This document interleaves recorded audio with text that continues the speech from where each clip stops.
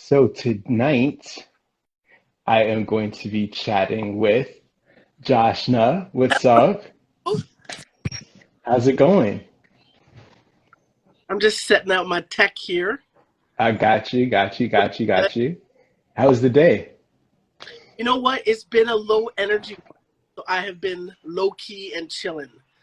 Part, Good. We need that sometimes, yeah, man. especially when we do a lot. And I know you do a lot, so Part of my that post is life is about surprise days on the couch. Luckily, life offers me that. Oh, look at all the nice people we know who are signing in. Yeah, we have a lot of people. Wait, I'm sorry. I think I lost you on audio. Let's see.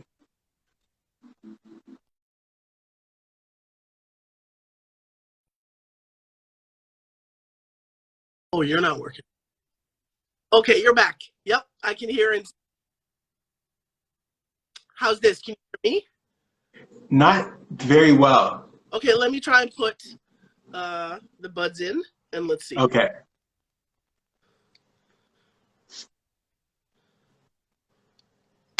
Okay, how's this?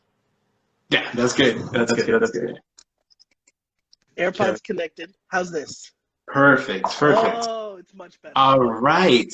It's happening. We're here. Yes, we can get down to it. So everybody who's joining, thank you for joining me on another episode of More Than, where we strive to highlight the stories and experiences and the journeys of the incredible BIPOC roster here at the Quell Collective. Just because, we need to celebrate, honor, and hear from everybody more than in the allotment of a month or a day or a couple hours. And tonight I have chef, activist, author. What else do you do, Joshna? Joshua Maharaj. I teach. She, I teach, yes. right? I know there's more than that. But we can get into Yeah. all of the happenings. But we've got a really interesting couple things to talk about tonight. But before we jump in, just for Yes. anyone who may not be familiar with you, maybe just a brief intro would be fantastic. Yeah, for sure. Hi, Yeah, everybody. I'm Joshna Maharaj, as Ryan said, chef, but I guess perhaps most important to know that chef who has never really been that hardcore about restaurants, right? My community food security and really grassroots level food stuff is much more my bag. And so recently it has been about institutional food. Hospitals, prisons, schools, things like that. That I'm really focused on really how people eat when they're not in restaurants, to be honest with you. That's really right. what I'm more focused on that. And in just sort of thinking about our food system, how it works, who it serves, and why that answer is not everybody. Got you. Right? Right. Very, Because very it true. doesn't, right? It doesn't serve everybody as well as it should. Right. So I am here to try and put things back together. That is incredible. Now, I know we have a lot to talk about and get into, but the institutional stuff, I would love Yes. to jump into it for a quick second Yeah. because I generally think a lot of people their only idea of what might be quote unquote wrong with institutional food is maybe not be fancy enough or the greatest Oh, like yeah. culinary It's not experience, but pleasing enough. Yeah. that's far from the main issue, right? Can we jump in quickly Yeah, to for sure. what led you 100%. down that road? hmm You are totally right because I think because institutional food has become so famously ridiculed, we get a bit dismissive of the request for something better because it's one of those never going to happen things, right? So yes, of course, the problem is actually the food on the plates and what kids and sick people and prisoner like all of that. That's the first thing we have to deal with. But once you get through that, it opens up a much bigger conversation, right? About where you're buying the food from, about who's got what kind of job to cook that food, about what the attitude is that served that. Is it actually about healing and wellness, or supporting education or rehabilitation, or is Right. it just about putting the cheapest, edible food-like substance on a tray because you have to? Gotcha. Right, which is kind of where we are right now. And I think to me, one of the most important things here is that the like that terrible tray of food that gets put in front of a patient or in front of a kid, student, just tells that person, whoever's receiving it, that they are not worth any more effort than that. Right. Right. And from a hospitality perspective, it is a giant red flag. Yeah. Right. And if you imagine 3 meals a day, the average patient stays 4 to 6 days in an Ontario hospital. So you are telling patients a minimum of 12 times that this is as far as you're going to go. Yeah. Right. That they're not worth any more effort than that. Right. Right. Never mind the fact that 40% on average of what's on that tray ends up taking the long road to a landfill. Yeah. Right. And so I think the biggest kind of bottom line on the institutional food is that there is no reason. The only reason why is as bad as it is because nobody with any real power cares enough to do anything differently. Right. Right. And when you think about the insult happening to people, the damage to the environment, because this is expensive imported food that's just shipped around and then into a land, like it's, you know what I mean? It's just too high a price to pay. Right. Right. For people's comfort, please.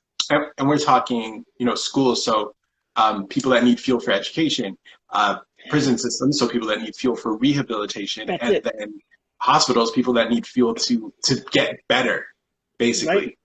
Because I think that the best food that you ever eat should be in the hospital. You would think. Right? I think that our hospitals should be the place where farms that grow the most nutrient-dense, gorgeous, organic food, it should go there first. Right? Then it should go to school. Then, you know what I mean? Then into our, like, that is, you should be able to get a model for how to eat while you're in the hospital. Yes. So this sounds like something that, I completely agree with. I would assume most rational, sympathetic, educated people would agree with. And a topic that we've briefly discussed before is when we speak to things that most sympathetic, rational, educated, understanding human beings, should agree with or understand, there can be backlash. And something that you and I both share, maybe you more than myself, we're no stranger to backlash when we do have to speak out about certain issues. It comes hot and furious, and I'm sure these same initiatives that you're working with on that side of things, I'm guessing that they're not immune from that either. Not at all, not at all. And it's mostly about the fact that I have shown up with these unrealistic ideas. You know what I mean? About why do you want to, that I'm really pushing for some sort of frill or luxury with better quality, with better food, right? And it's easily dismissible, right? They're like, we don't have time for that. We don't have money for that. And nobody really wants to listen to the whole, like, investing now, preventative support. Invest now to strengthen bodies and boost immunity, right? With good food so that people can be well and stay well and not end up in an ER, right? Or, whatever myriad of things.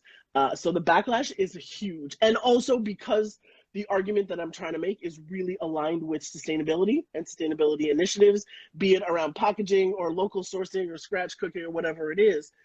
Right. People are always just like, oh, Lord, here she comes. Right?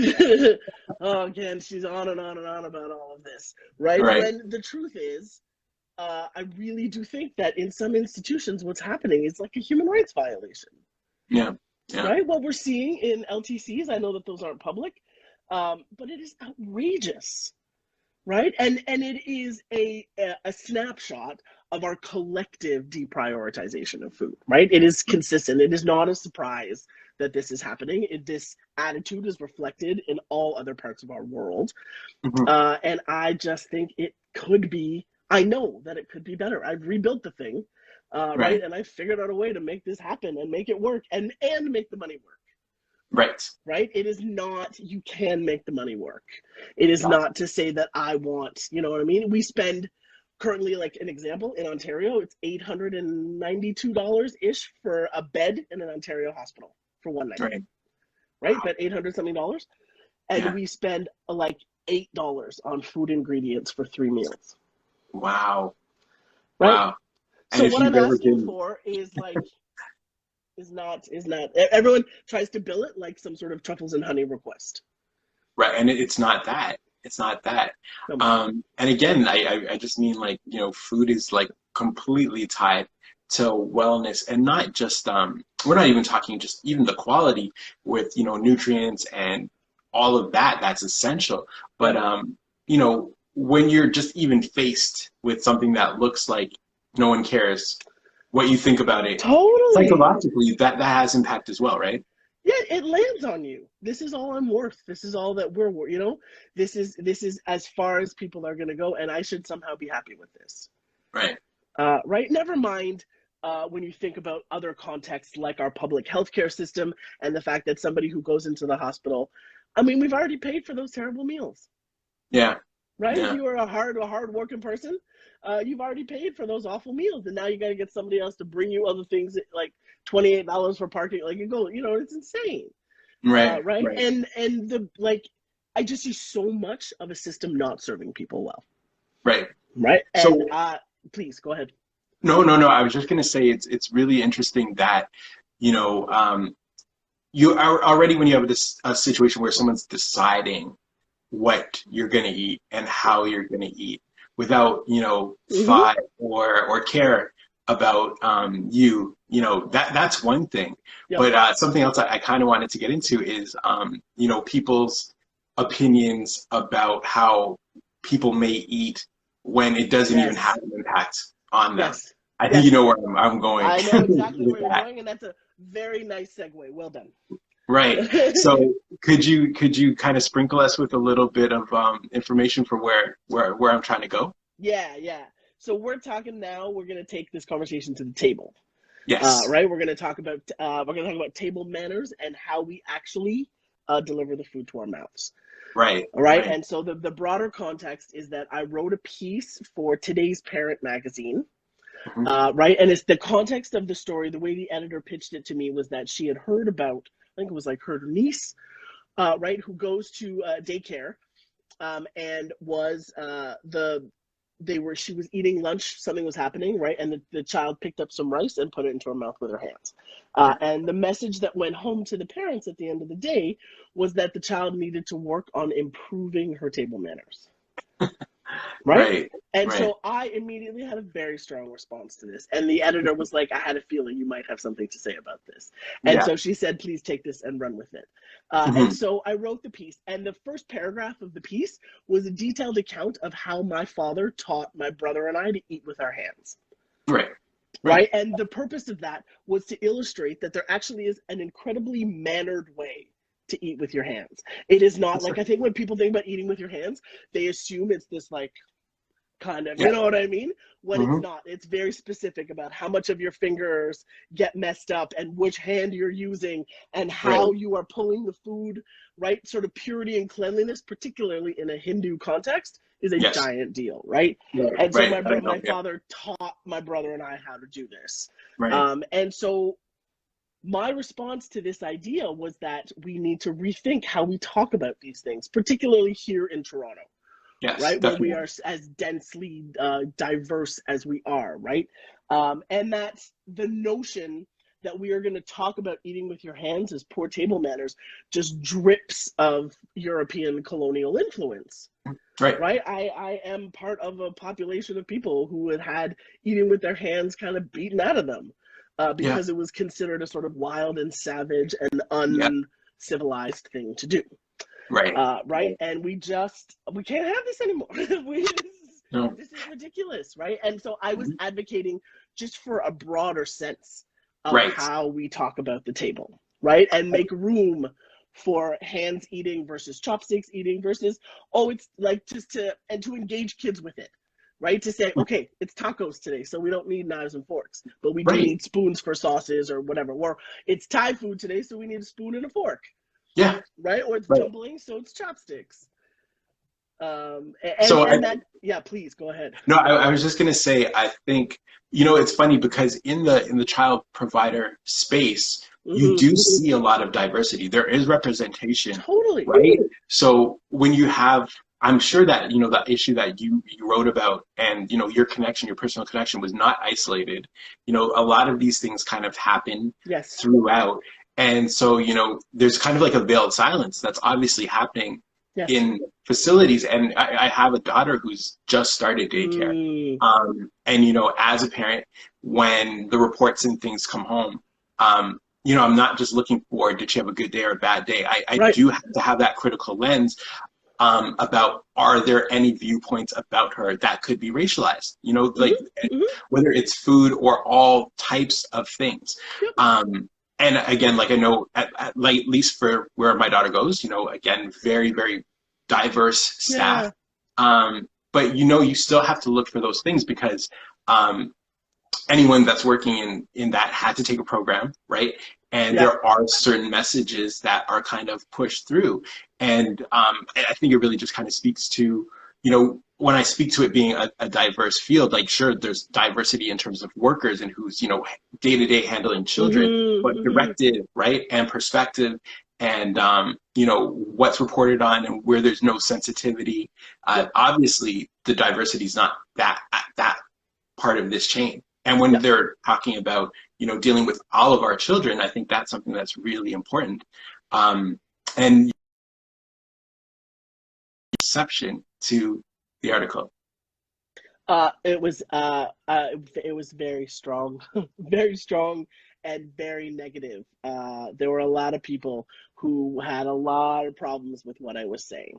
Yeah, Right? They had a lot of problems. They felt super threatened, right. right? And because I was pushing back on the fork and knife as the only way to consume food and deliver food to your mouth, Right. they were really, really angry and took their anger to my website, to social media, to fill my feed with hate that I had never seen before. Right? It was probably 4 steady days of Yeah. hateful messages. Yeah. The overwhelming spirit of all the messages was, your ancestors clearly moved here for a better life, so you need to actually just shut up and be grateful. Oh, yeah, of course. Of Right? course. Lots of when in Rome, that's fine, do whatever you want, but this is Canada. And I found I got caught in some sort of Trump supporter ring, so there was a lot of this is America, Yeah. right? And I was like, this is America, Well, I mean, right? that's why my parents came here for the knives and forks. Like, you know, news spread through Barbados that there was Right. knives and forks here, and they were just like, we have to be there. This island sucks. This is Yeah. Yeah, they were just like, right. this place sucks. Like, That's wow. exactly it. Give us a Right. better, right? Exactly. Hmm. It is just, and it blew my mind how deeply this hit. Hmm. I didn't understand. I didn't understand why this was so destabilizing for people. Yeah. And to be honest, I still don't.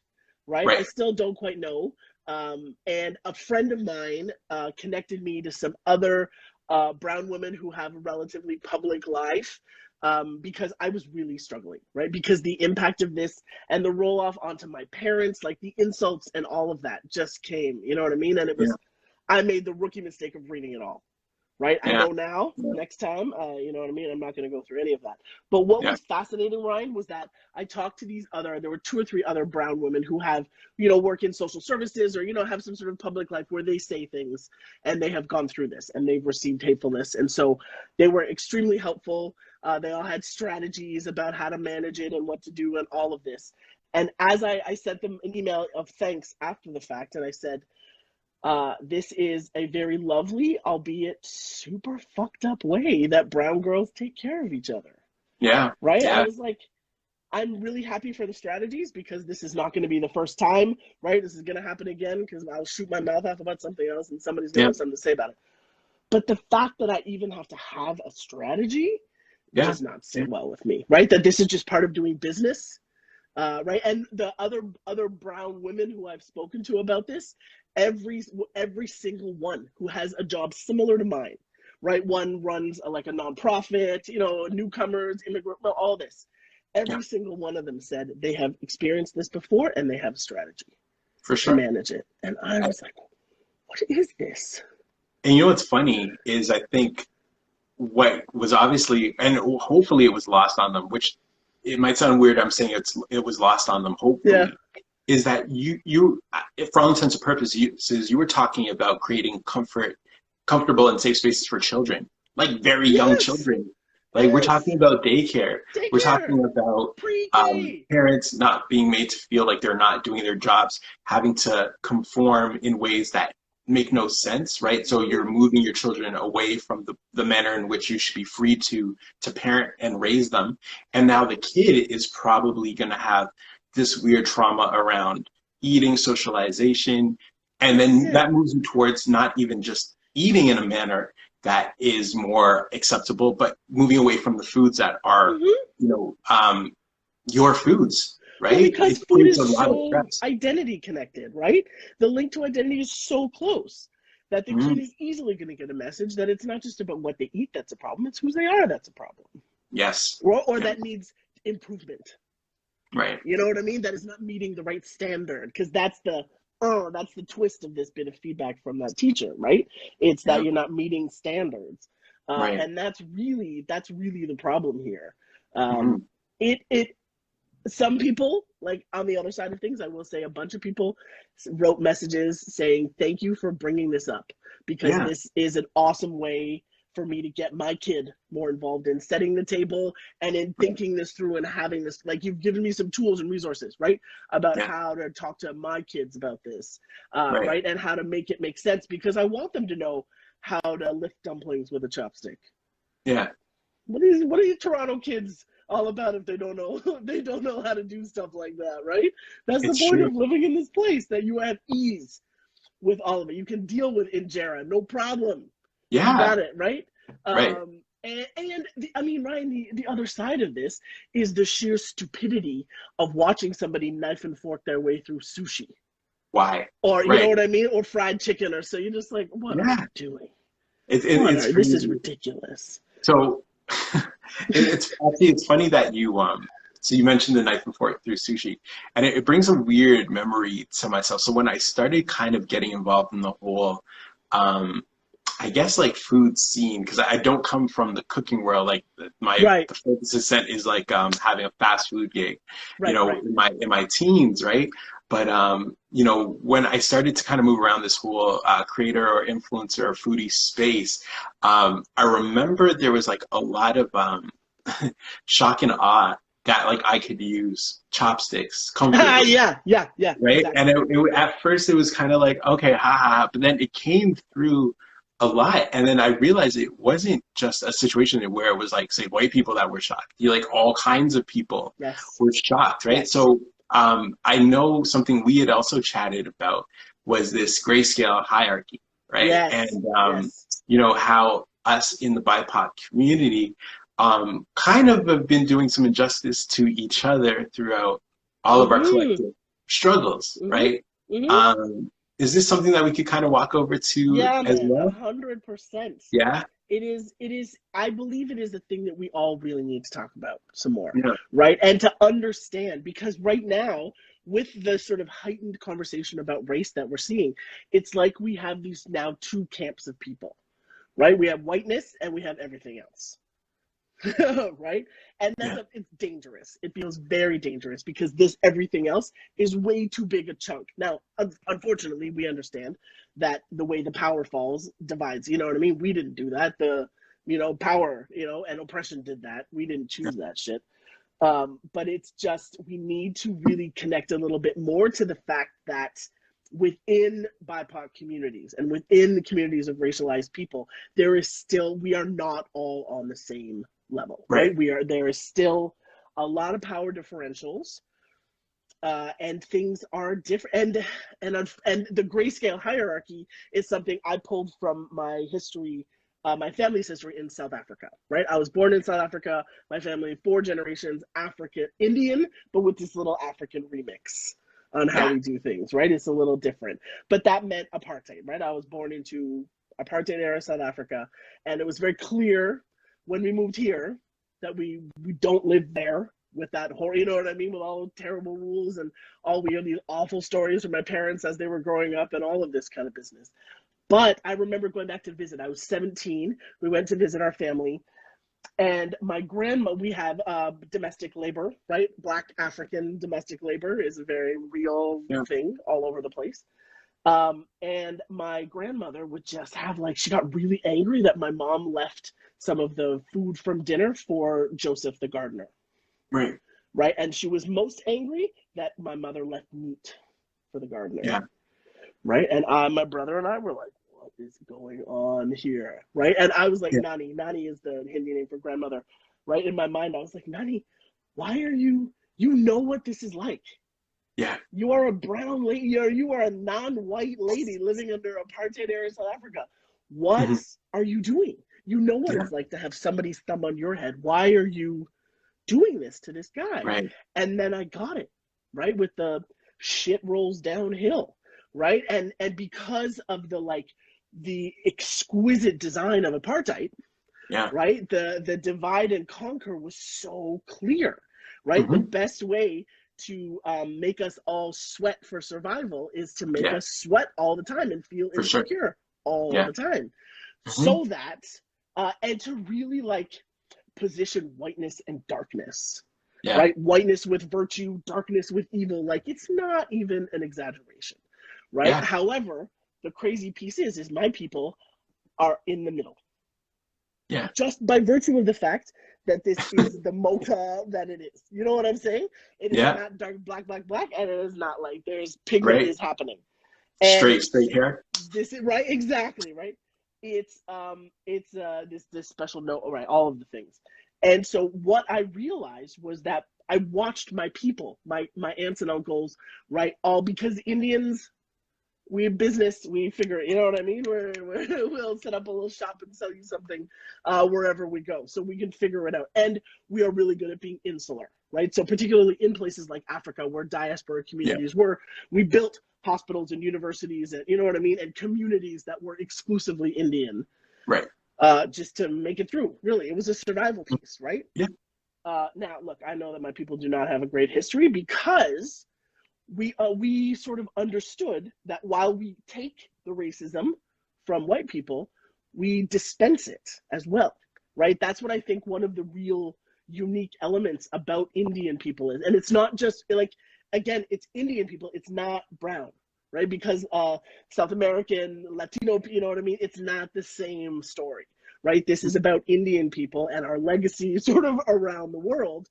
Is that we are in this in-between place and we can be a chameleon sometimes, right? Depending on who's around. If we're talking in professional circles, that, you know what I mean, provides access that this brown skin might not have gotten to a situation, right? But then when it comes down to it, if we're talking about who's driving that car and the police are asking a question, you are a non-white person, right? That is very clear. And I've heard stories and I have lived the in-between of that my whole life. Right. And it is a thing that I think plagues us because I think that the British, you know, and their colonization efforts picked this up too. Right. So much so that it has become deeply internalized in the Indian landscape, which is why you see giant billboards for fairness cream. Yeah. Right. Same in the Black community. Right. It's the thing. You don't want them too dark. Yeah. Don't spend so much time out in the sun. And even within the Indian Peninsula. Right, the distance that exists between North Indians and South Indians is so anchored in the skin color. Oh yeah, Right, it's all about too dark. Don't be so dark. Right. Even when I know, like on islands in the Caribbean, when they realized that kind of regular jobs had to be populated with people from the islands, certain places like my father-in-law, who's Jamaican, was speaking to that before. Like, you would have to be so fair to work in a bank, in Jamaica back in the day. Like, like professional settings, it didn't matter. So even the whole game of us within our own communities, you know what I mean, favoring lightness, moving away from darkness. Because even in the depth of the Hindu mythology. Right? Fairness is part of the list of adjectives used to describe ideal people. Yeah. Yeah. Right? The most beautiful woman is fair. Right? Never mind, she has her head down and all this other stupid nonsense. But it's that it does not go away. And the thing that I sometimes get really when I think about what decolonization might look like you know what I mean? Or sort of just engage with the idea. The thing that hits me the most is that they have my mind. You know what I mean? Yeah. It Like like how, it's so deep and it's so long. mhm, I don't know of a generation of my family that is not a colonized person, right? right. I'm the product of deep colonization, Yeah. right? What we did in India, then Africa, like, you know what I mean? And then here in this weird new experiment of, you know, some blunders, let's say, over here. It is really, it is so ingrained that I perpetuate it, right? We are Oh, for sure. self-oppressing machines. It is a very tidy, efficient effort. Yeah. And we were saying earlier that I wish I had some sort of Men in Black something to just get up in there and yank all of that out of my head, Yeah. right? Because it's got to go. It has to leave. We Right. cannot continue. This is not good for me. This is not good for the future. Like, this has to stop, right? I cannot keep believing my second class status. Right. So when we have situations like we did over the summer, Yeah. and you know, just even recently with more awareness towards stopping Asian hate, like as you know, someone from a BIPOC community who Yeah. might not have the spotlight of you know something happening directly Right. or being at the forefront, um, like what are the discussions like communally? Like, what? How do you feel? Do you feel like is the conversation? Oh, this isn't our fight, or we can see why this is happening to them. Is there a what about us? How come our discrimination isn't being spoken about? Like, what kind of happens there? There definitely is some of the spirit of that. But to be honest with you, in even just in like in my social media feed, all the brown folk, you know, the brown folks that I'm following, my like extended family and people that I know, the conversation really is about like is solidarity, like the recognition that it's only a matter of time before someone's gonna bust down a temple and we're gonna get our turn at it, right? And it's happened before, right? I Yeah, think, to be honest, I think that brown people took such a mega hit around 9/11 that it yeah, lasted for a while. You know what I mean? yeah, Like it took us yeah. for like it's I still factor extra time for airport security Of course. when I go to America. Only when I go to Mhm. America, right? Right. And like I haven't done that in a long time now, but still, like this is just a regular thing. Brown people know you need to factor in extra time at airport security, Yeah. but it's there is difficulty though because we talked about this before. For so much of my life, I have been not light enough to do things right, particularly in this industry that I have chosen. Right, to be a brown girl in this white man dominated industry has not been easy, Right. and so for so long that sort of dominated the situation. Oh my god, I just lost my train of thought. What were we? Help me pick it back up again. Okay, so I mean, we were kind of just talking about, you know, 9/11 and that how, you know, the theme of solidarity Yes, and thank you. I've been not white enough to do things, right? You know what I mean? That, and then when this poor man was killed in the street, and everybody rose up in you know the way we all should have, it felt like the pendulum completely swung, and I found myself now not dark enough to be having those conversations, yeah, and that was yeah, very destabilizing, right? I understood it because I understood that my people weren't exactly being killed in the streets, hmm, right? That there is an exaggerated experience of this that is happening for Black people in both of our countries, right? In Canada and in the US. And so now is the time for us to really pay attention to this, right, right? Because this issue is pressing this way.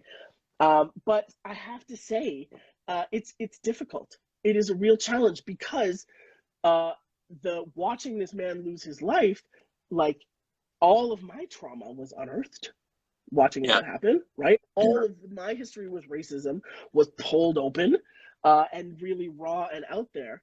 But it was very clear that nobody was really interested in listening to that, right? And right, that was hard for me to deal with, right? I was like, this felt a bit reckless on the part of the world. You know what I mean? I was like, you're just going to mhm, crack open all my wounds and then leave me to sort of handle it by myself because, again, the shade of my skin is not quite right. right, Right? But what in this weird sort of way. And so I got a bit panicky because I thought, man, if we are finally at a place to have a real conversation about systemic racism, please, Yeah. please, please don't let it be only a black and white conversation. Right. Right? As somebody who is perpetually caught in the in-between on that conversation, this cannot be the way we do this, at least not here in Canada. America can do what they're going to do, but this can't be the way the Canadian conversation goes. And so I'm constantly trying to find a way to get in there, but it's just like, because it's super super personal, and I know I've talked to some family members, and they have had, you know, a similar sort of like, yeah, man, we know all about this, we know exactly how this feels. But then at the same time, tears were streaming down my face when I read an article the day after George Floyd was killed, when they rioted and burned down that precinct, right? Which I was, you know, quite delighted about, I'll be honest. But in the collateral damage of that move was an Indian restaurant in the neighborhood, right? And when they asked the owners how they felt about this, they said, they need justice, let my restaurant burn, right? And I was like, oh my God. I had heard it's similar stories. Right? It's beautiful. Yeah. Right? Because the pain of this is not just one person, right? It's not just one community. It's all of us, right? It's not right. And when it happens to one of us, we all feel it. I try to communicate that as much as I can to people. Like, you know, 'cause I've been questioned within my own community. Oh, you know, like, oh, you're showing support for this community, that community. They don't have our back when things happen. And I would just like, understand that none of this goes away, right? Like, say magically, anti-Black racism disappears. With the existence of any other kind of bias towards anybody else, it's not like it's gone. It might feel gone, but it's not gone. And it can't just be you know, almost like a selfish, like, well, once I'm straight, once I'm exactly fine, like, my people are cool. You know what I mean? Because that just really puts you on the side of the colonizer. Really, like, the system doesn't break down unless it all washes away. Yeah, because we have to understand, again, just like those shitty plates of food, what's the attitude behind all of this? Yeah, the attitude is that some people are better and some people are worse because of the shade of their skin. For sure. Right? And whatever shade it is does not matter. Yeah. And I think, like, you know, you don't have to have like a direct experience to be able to like empathize or understand what someone else is going through, I should say. So, I mean, yeah, you could say, like, we could have a scale and say, okay, yeah, this race has it worse than this race and this race and this race. But I mean, regardless, we understand the basis. We understand what it feels like. You understand how that isolation can be. You know, and we take the hits the same way, right? For sure. The daggers land all the same way. It's just more nuanced depending on the history and the context of the community. Yeah. Right? That's really it, because the way my people experience racism is different. Yeah, right. Right? And the way the way Asian Canadians is again, it's different, right? And then like the layers and layers of all of it, the nuance. The problem is that moment of discrimination on visual, on sight, right? Yeah. And the assumptions that are made about people by virtue of your understanding of their race or culture or whatever else it is. That's the problem here. Yeah. You made a good point earlier about the kind of just like how well thought out apartheid was, you know what I mean? And like, I kind of always say, like, racism had literally like the best business plan I've ever seen. You know what I mean? Like, they saw like the future way ahead and prepared for everything. And I think one of the biggest part of being prepared was, you know, distrust, sowing seeds of just untrust amongst, you know, all the other BIPOC communities, so that there could be no grand rising up to say, hey, we've all got to kind of fight against this. Everyone's fight, just the fight of right versus wrong. You know what I mean? Totally.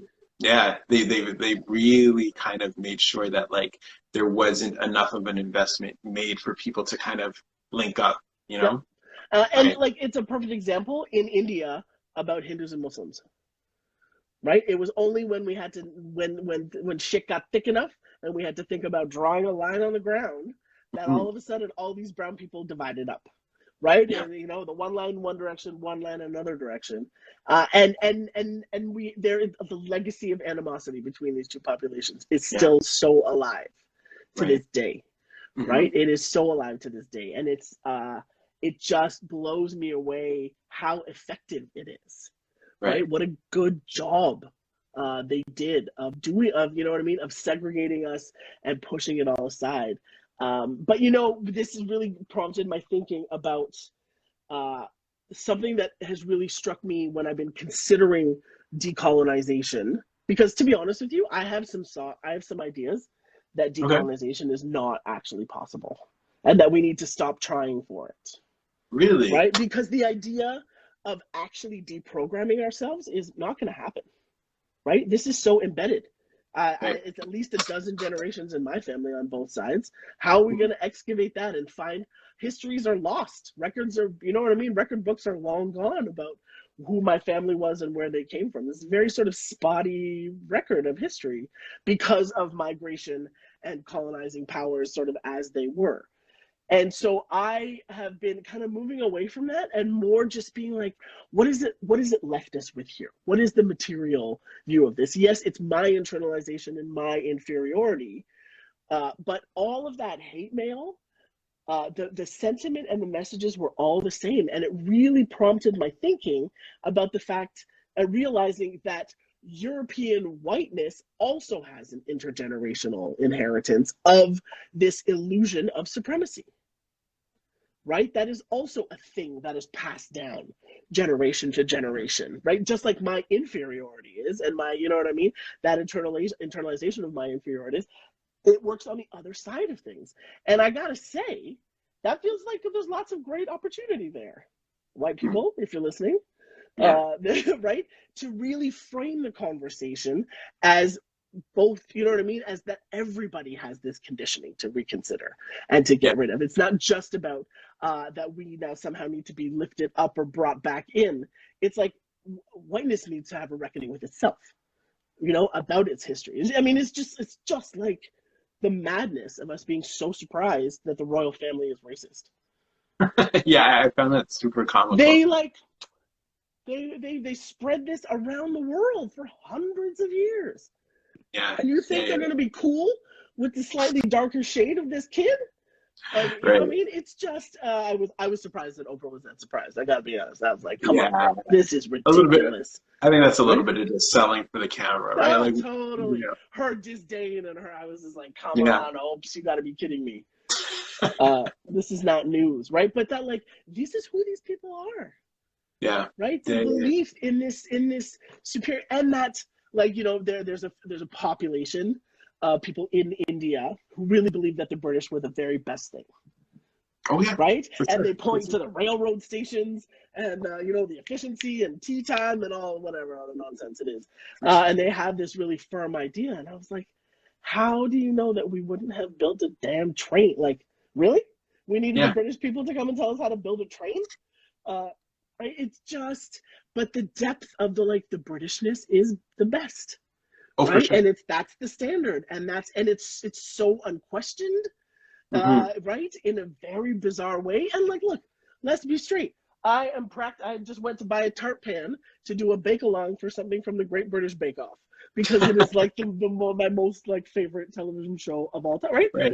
And Right. I love all the Britishness that's all up in there, Yeah. right? But the truth is that it is this layered and complicated, Of course. right? Of This course. is not it's not easy, and it's not just one line. But I Right. think I don't know. I could ramble on, but I feel like you have more thoughtful questions.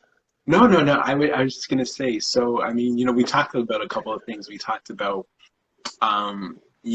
people's fear of just having us kind of voice our concern about, Yes. our traditions and our comfort, Yeah. being acceptable and just understanding. Yep. Because I mean, I think Steph had actually thrown a link to the article about the Yes, I table think it's manners. in there. Yep. Because I think it's a really important and interesting read for people, just because your perspective of where you came from, it didn't, at least to myself, it doesn't feel attacking. We're not saying No. that, No. like that. Everybody should eat with their hands now. No, Forget throwing right, forks. Right, right. We're exactly. talking about space for what people have done within their families, their communities, Yes. and in their culture for years, and how it's not wrong. And we're just talking about like who makes what, like who makes the rules, right? And Yeah, what and are like these? don't scold my kid for eating like this. Right, right, right, right. Right? So, I mean, I feel like that is kind of like it's indicative of like how far up, I guess, change needs to be Yes. worked in, Yep. right? The task feels so heavy for someone that kind of does as much as you do. Where do you feel like your efforts have been best served? Where do you feel like you've seen the most change and impact? Oh man, I gotta tell you, it's visibility. It's me, right? I don't realize this because I just am like, this is the work that I feel so called to do. This is so clearly the thing that I'm here to do in this life. Mhm. That and I think it's a gift to have the insight of that. You know what I mean? To know that to do the thing that you know you're here to do is amazing. And Right. so off I go. But the truth is, the evidence for me about the impact I've made is that wherever I go, or at least when we were out in the world with each other, Mhm. anytime I speak, anytime I'm on a panel, anytime I'm interviewed, there is always a small group of young brown women who want to say hello.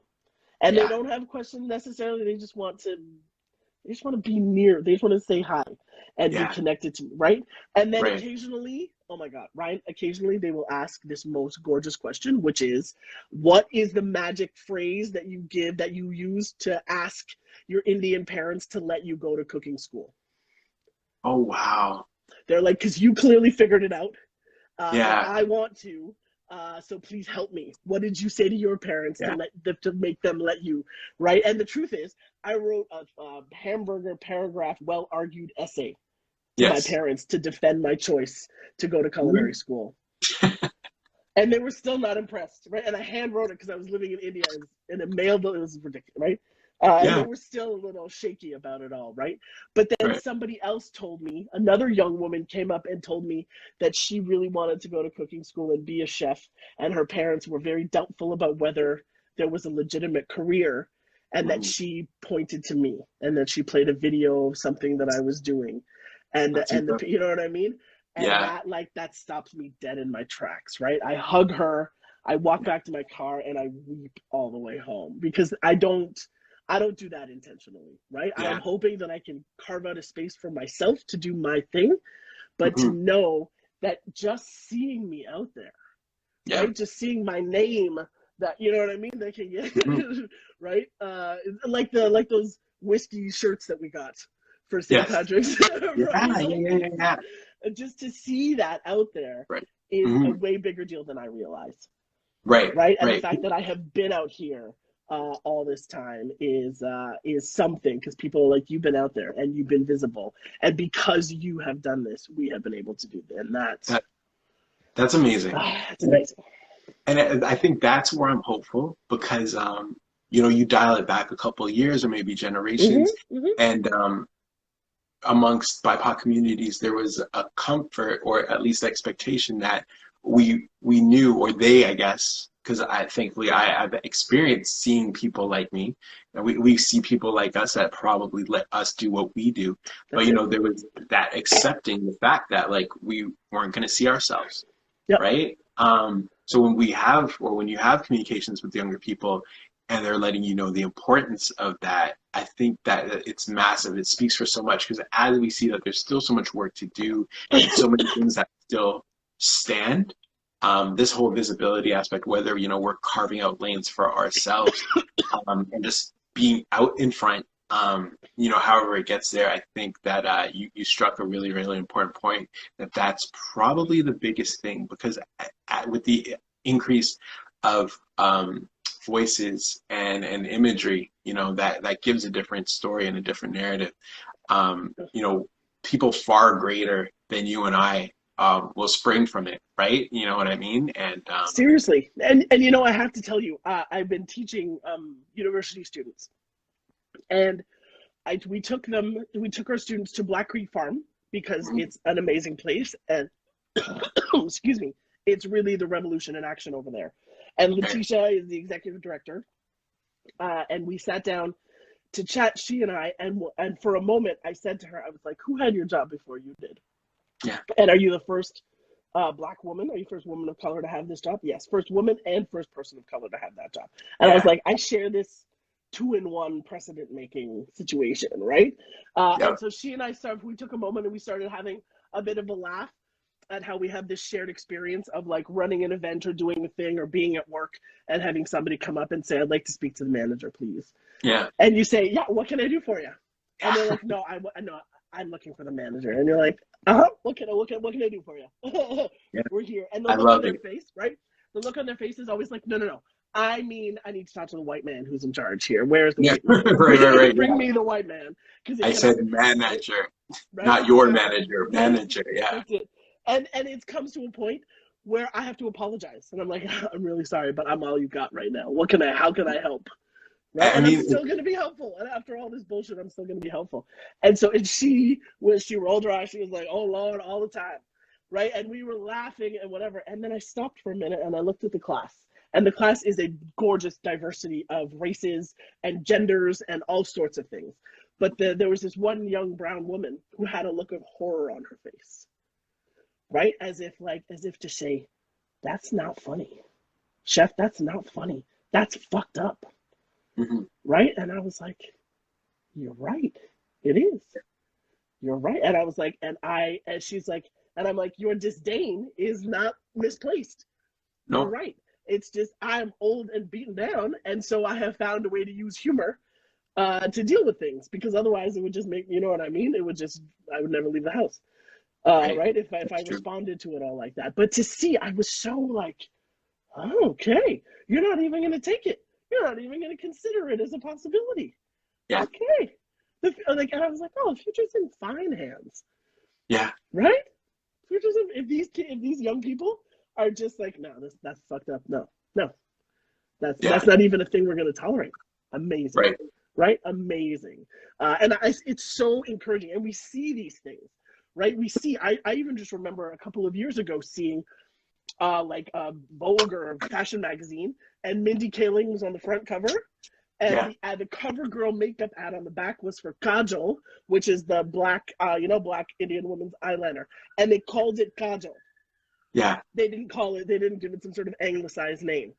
Right. And I held this thing and I was like, the front and back cover. Yeah. Right? Mindy just doing her thing, being all her greatness. And then I was like, something is happening here. Things are changing. Something is happening. Right? And in a way that is not exoticized. Mm-hmm. Right? It is representation. It's not the like Alanis Madonna attitude on the brown stuff, right? It's not just sort of like the flavor of the month. It's more substantial somehow. Right. And I don't know. It does feel super encouraging. I agree. Yesterday I was on panel for an event that Ryerson was having, and I remember I was thinking back to high school, and I remember a conversation around, it was probably like OAC time, and I'm dating myself with OAC. I was gonna say OAC. And I have OACs, yes. Yeah. And I remember some white classmates were asking like, oh, what were the guidance counselors' recommendations to you for, say, post-secondary? Right. And everyone was talking, and I was like, they never talked to me about it. Right. And then you talk to friends, and literally, so like you had these things, where like people that were supposed to help and lead you through were leaving, children of color, because I was still a child at that point, out of these conversations. Right. So, when I'm speaking at, these universities, right. And you think about what we've had to navigate to kind of get to where we are. It's why we're doing this, these chats every 2 weeks, right? It's why these stories have to be echoed, that, we're not going to be broken by the system that we're trying to fix. A broken system shouldn't be able to break us, No, not at all. Or at least it hasn't, because we have navigated it, right? We, for whatever, good, bad, whatever, we are strong enough. We have made ourselves resilient, because just rolling over and taking it was never really an option. right? We got lives to lead. We got shit to do. So Yeah. this is it. But it's really, I think part of that, the spirit of that, this piece that we just talked about, is what I think is so challenging about this moment. Because really, the only thing mega about this moment is that white people have really connected to the fact that racism exists, right? Yeah. And we live in this weird place where they are full of the like anger and indignation of the new discovery of this thing. And for sure there's like shame and, you know what I mean, their own kind of discomfort with discovering this thing that they had not seen for so long because of their own privilege. Right. And they want to do something. I just want to do something is what you hear everybody, you know. And I'm just like, yo, I've had 45 years of you know what I mean. I'm laying in the cut with the racism right now. You know what I mean? It's like I have navigated this. I know nothing phases me. I know exactly. I can sniff it out. Yep. And I have learned to sway, to deal with it, because that's right. the only way we get things done. That's the only way you just take it until it's different. And there's real tension there because I want to be like, this is only like 3 hours old for you. Yeah. Right? Which is why you're going all wild and crazy about it. But remember, all of us have lifetimes, and many, you know what I mean, many generational lifetimes with this. And we have a very close, albeit fucked up, but close, comfortable relationship. You know what I mean? It's weird. I agree. I know how to live with racism because racism is just always there, you know? So it's funny because I was saying that a lot as discussions, you know, grew more over from last summer with people asking me for help and guidance and all kinds of things and like, how do you deal? And it was kind of like, yeah, you just picked. Like I literally picked like how I deal with my racism. Like I pick my outfits. Like one day it's going to be bold and ready to fight it, and the other day I might just sleep in and ignore it. Right? Like there's all kinds of ways. But like I also feel like there's almost like a little bit of me that kind of feels a little more exposed now because more people are asking, more people are looking. You know, because the conversation, like I deal with it every day, and I feel like I have dealt with it every day of my life. So the intensity hasn't changed, but I guess it's almost like that weird walk of shame thing now because you just feel open to it. So does it feel heavier to you? Because although you speak about, and I agree, experience navigating it, so it's not new, but heightened awareness, more question, just more of it being kind of thrust at you. How is that? I think it's totally happening. And like just the other day, I was listening to podcasts about all of that stuff that happened at Bon Appetit last summer, right? With the racism and the toxic work environment, and all those BIPOC folks, the exodus of all those BIPOC folks, you know what I mean, from that space. And when I listened to the detail about all the things that happened from an editorial perspective and just who was hired and who got camera time and who got to write recipes and how it all went, I was so triggered. I was like, that is exactly my life. Those exact things happened to me, right? And I realized, Ryan, that part of my coping strategy and my navigation strategy is not receiving these things.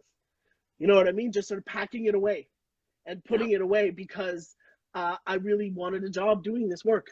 And someday, you know, my story was going to get printed or someone was going to ask me for a recipe instead of having the white people make the butter chicken. Right? Somebody, you know, I was going to get my time. Right. But I think, and I was sort of like, I was in the kitchen and I was working as I was listening to this and I was like, what is going on here? And I realized that I had just packed that away with the thought that I would never revisit it for the rest of my life. Right? That I'm here now and I have a career that I can confidently stand on by myself. And I'm never going to think back to that moment because it was not great. It was terrible. But it was a means to an end for me. And there it is. But now I'm listening. I listen to this and to these stories and it tears it all open again. Right? Just because this zeitgeist is about it. It's in the air way more than it has been. And I am finding that just really difficult to navigate. Right? It's easier if I could just pack it all away and not deal with it. It's much tinier that way. Of course. But I mean, you know, it's survival at the same, you know, even for the fighters, right? Those who are out front, there are times where, you know, you've got to put it away, right? For sanity, for strategy, whatever Mm-hmm. it may be. And you're allowed. I think sometimes we feel like we're not allowed to, Definitely. you know, kind of put down the axe sometimes, right? Yeah. And that somehow it like compromises our identity or our solidarity with our Mhm, people, mhm. right? But I'm just like, yo, my arm is tired from swinging, man. Yeah, yeah, yeah. I Like I need need a to go. break, Right, right? Because the right. racism is relentless. Ve- it's so true. Yeah, Um, I see this in the chat. I'm just gonna say Sarah Blankets. It is Reply All is the podcast. If you search for that under your podcast, Reply All about the Bon Appetit Test Kitchen, you will find what I'm talking about. yes. So what's next? What's on the horizon for you? What are you working on? What has got you excited? What can we look forward to? I have to say, uh, the because I have been someone talking about rebuilding the food system and rethinking our public institutions, the in this moment where the vulnerability of those two things have really exposed themselves, I have kind of become a woman who has an answer, right? Because I wrote a book about all of it, and the book is out. And so, what is on the horizon for me is this really exciting conversations that I get to have with Yeah, people, and because I have my elevator pitch, right? Because listen, the truth is, when you're a brown girl that has all these crazy ideas about rebuilding our public institutions, you have to be ready with the hot bulleted list to sell you know what I mean? Anytime anybody wants, I am ready for it. But there's a little bit of an ROI on that happening right now, right? And okay. I never imagined that it would, but it is a great time to be a loudmouth, camera-friendly brown girl, Ryan. Good. It is a good time for that. A good And time it and is, about time. yes, thank you. It is really that.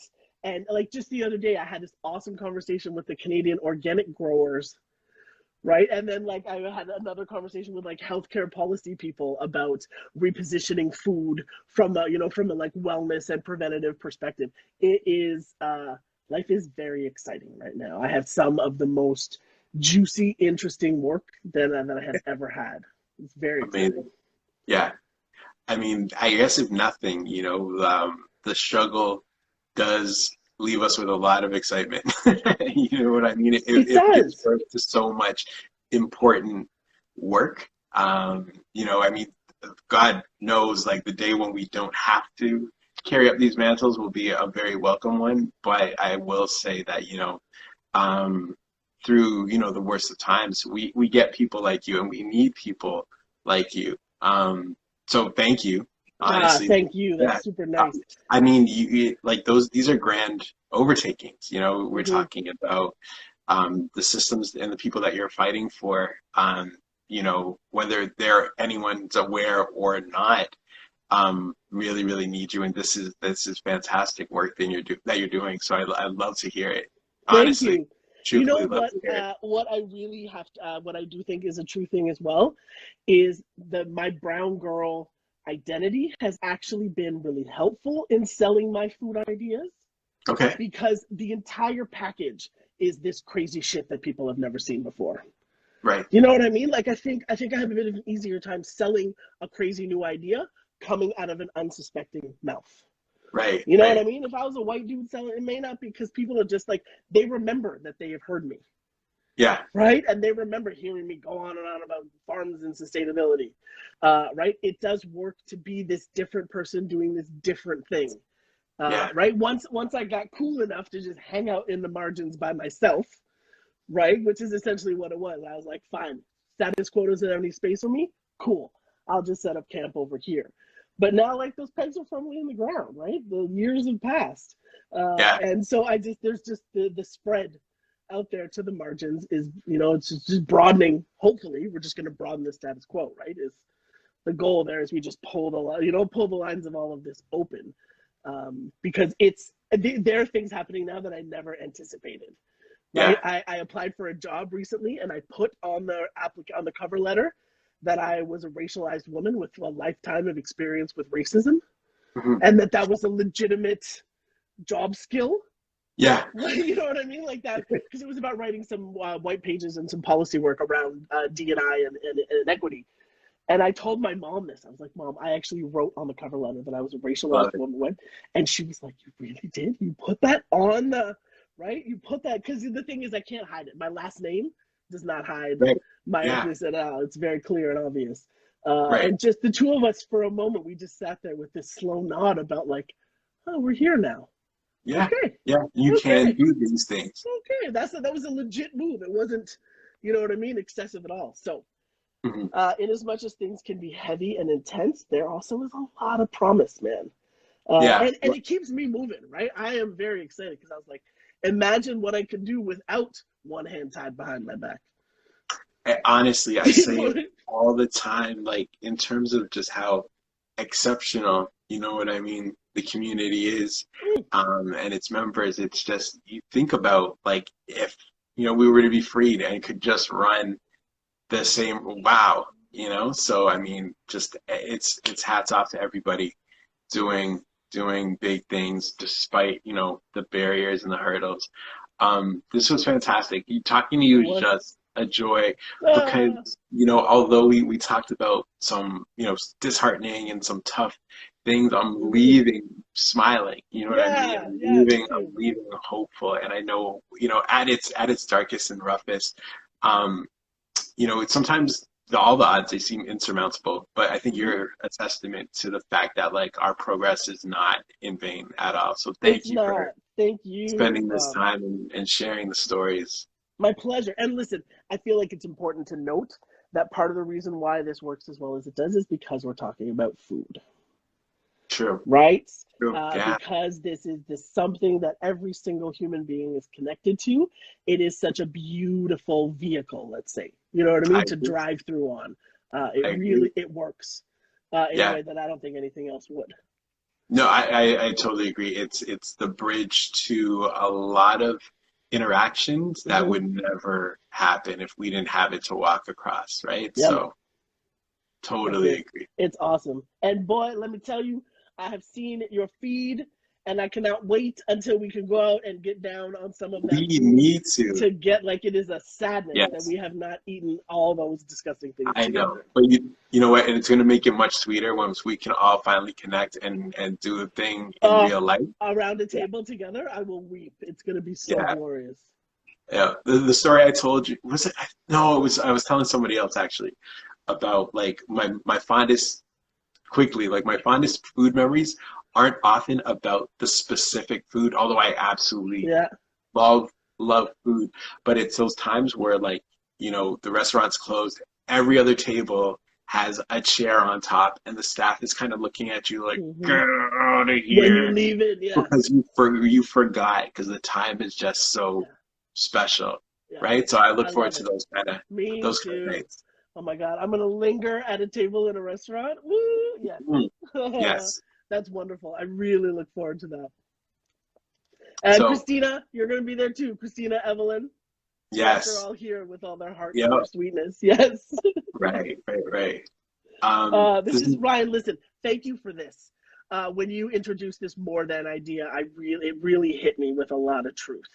Right, being that that is things are more than February. It is more than a month's worth of attention.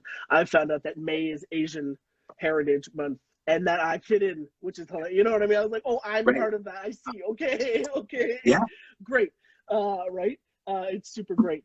And it's the idea is awesome, and I think that this is how this is like. Listen, Trent and Steph are here and watching, but this is why you guys built this thing, Yeah. right? It, This is it why. And totally look, what they like did. already we're like what 8 months into Quell being alive, Yep. and we really it's pretty amazing, right? It's pretty amazing to see what grows once we just create a platform and a mouthpiece.